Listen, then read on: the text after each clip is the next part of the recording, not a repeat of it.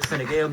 Deputy Odea said he was humbled by the results and praised the performance of party leader Micheál Martin during the campaign. Speaking to Live 95 FM's Dennis Tierney, Mr Odea said it was not his intention to form a coalition with Fine Gael. We don't intend to go into coalition with Fine Gael, but nevertheless, I mean, let's look at the landscape, the overall landscape, and see what's what. And then that helped put us into this mess. Tomorrow, perhaps even Monday. But I mean, the country has gone through the hassle and the expense and the disruption of election campaign. So that's not even pittance, Willie. What about the other destruction through the bondholders, the fluoride in our water? I don't underestimate the difficulty. The Anti-Austerity Alliance's Keane Prendeville says the result of the tallies is sending out a strong message to the established parties. Councillor Prendeville has polled just over 4,600 first preference votes according to the tallies. Keane says he's delighted. We've had a fantastic result now. We're in a fight for that last seat. Even if we don't get it on this occasion, the political elite that have run this country for decades have been delivered a giant blow in this election. Fianna Fáil and Fine Gael both had very poor elections actually in terms of percentages.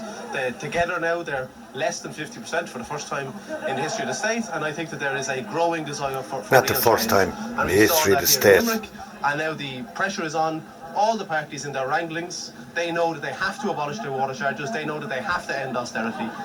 Meanwhile, the Fianna Fáil leader Micheál Martin is again absolutely ruling out bigger plans for our water. And he says he won't enter a government with Fine Gael as a partner. No. Mr Martin says he'll see how the seats are filled before making any decision. Yeah. We have to work with people and see what we can do between now and the 10th of Well, March. what would you know about working with people? We've got to see the composition of the Dáil, and I think it'll probably be tomorrow before we can make a full comprehensive assessment of who's elected. I think the destination of the final seats is still really up for question. I've looked at some of the first preferences.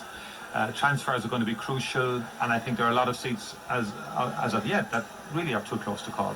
Renewal leader Lucinda Creighton was greeted by boos as she arrived yesterday.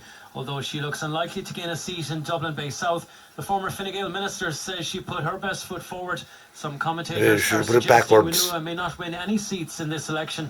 I've said from the very beginning that this was going to be a huge struggle in this constituency, a real battle, and it has proven to be so, and it's extraordinary to see so many candidates in contention for seats in Dublin Bay South, as is the case in so many other constituencies. So look, I've put my best foot forward. I've left absolutely no stone unturned. I've worked extremely hard, and it's in the hands of the voters. I can't predict, but look, I'm very grateful to everybody who voted for me and who voted for Renew Ireland candidates across the country.